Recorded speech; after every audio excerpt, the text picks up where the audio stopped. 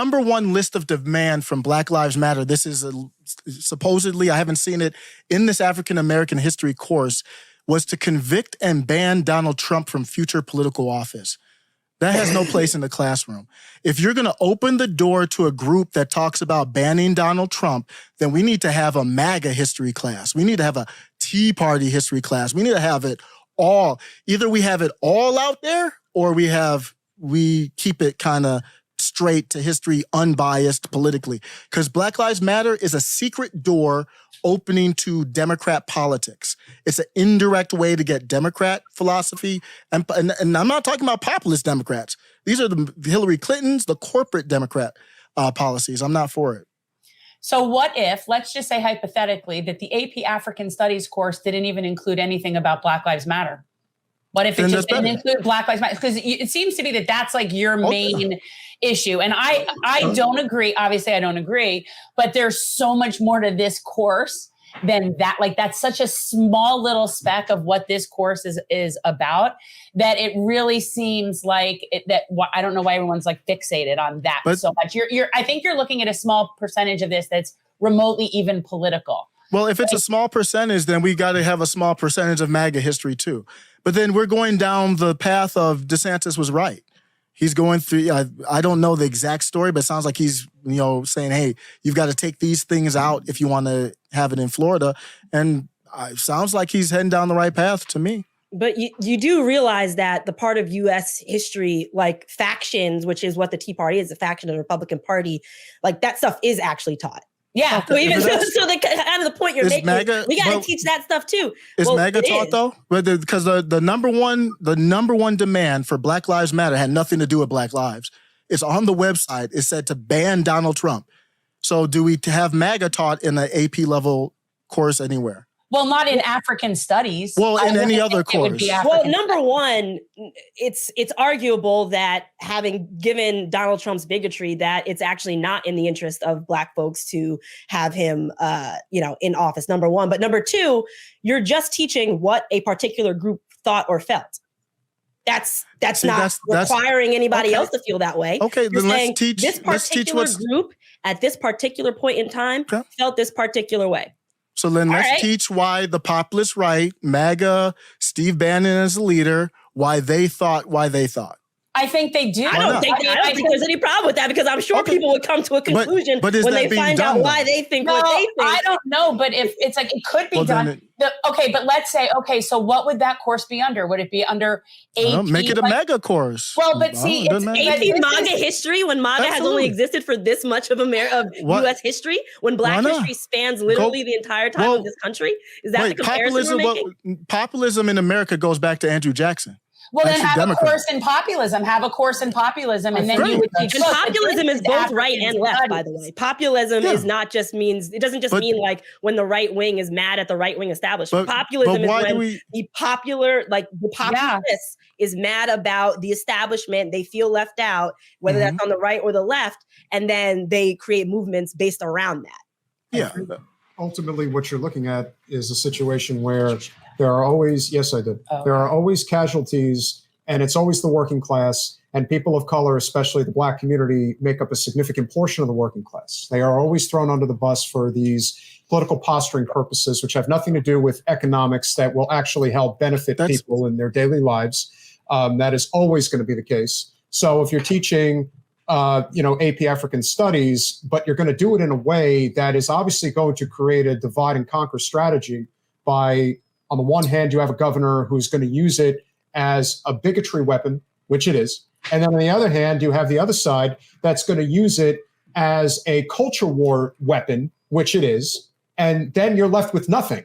And all the while, Florida is egregiously expensive to live in. We have a housing crisis. We have a renting crisis. I mean, I'm in commercial real estate, so I see this all the time. And I could argue, by the way, that in a state that's ranked like 48th in education, that maybe our state leadership isn't the best barometer of what should be like studied. That's all I'm saying. Like our state is not known for education. That's all. But you know what state is? You know what state's number one in the country?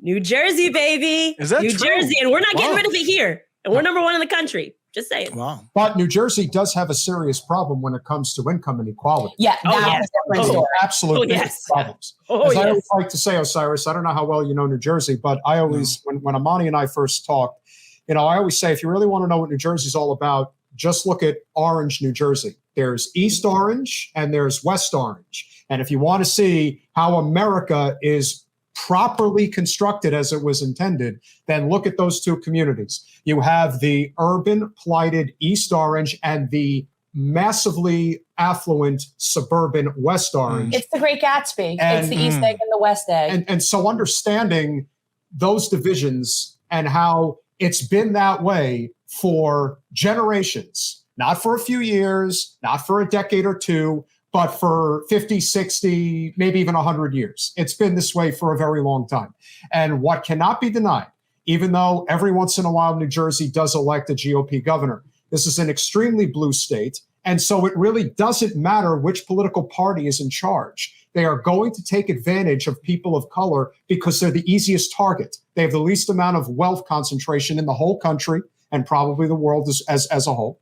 And so there's always going to be these casualties. And so getting into a fight about, are we going to teach this nuanced approach to the story, or are we going to talk about the very real guardrails that are in place to prevent any type of a real economic populist uprising in this country, whether it is with a living wage, universal health care, clean energy, clean water. Yeah, how about that? Clean water. How Go to about some- Irvington, go to Newark, go to Elizabeth, and go into these neighborhoods where people have to decide if they're going to drink brown water, which is just nuts.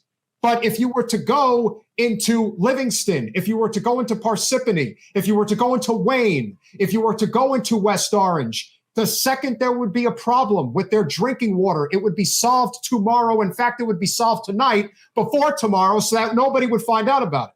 And this is a very real problem.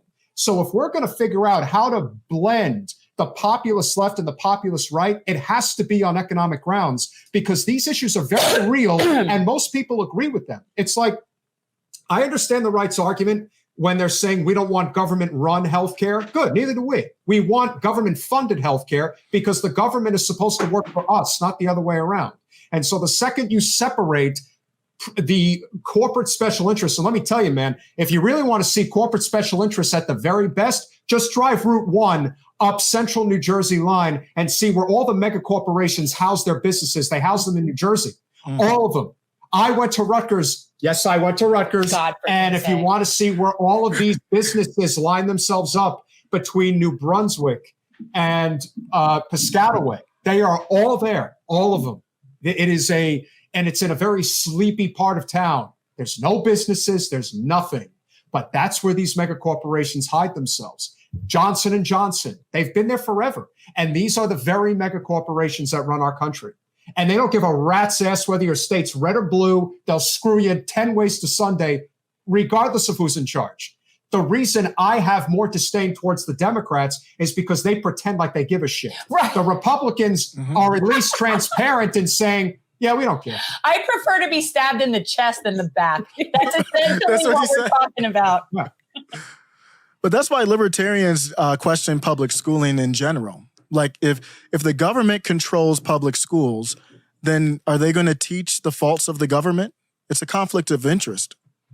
But I would think that a libertarian would say there's public school, but you should have the option to have other schools, which is exactly what we have. And the problem that we have in this country, and Imani's absolutely correct, and this is a huge problem for public education. And one of the big problems with public education where it's good is that it's good in states that heavily tax the hell out of their citizenry, whether it is New Jersey, Connecticut, Massachusetts. That's where there's better education. That's where there's better education, but people are overtaxed. The problem we have in states like Florida that don't have state income tax is that the budgets are manipulated so that the money goes to charter schools that are supposed to be going to public schools, even though charter schools are supposed to be completely out of the equation. They're supposed to be a private funded entity, but they have completely taken over the slush fund that is public education. These are the real problems of society. Thanks for watching. If you want to support our mission to transform politics into service, please like this video, subscribe, follow us on social media, and consider joining our Patreon, where you'll get early access to our interviews as well as other exclusive content. Links are in the description. Peace out.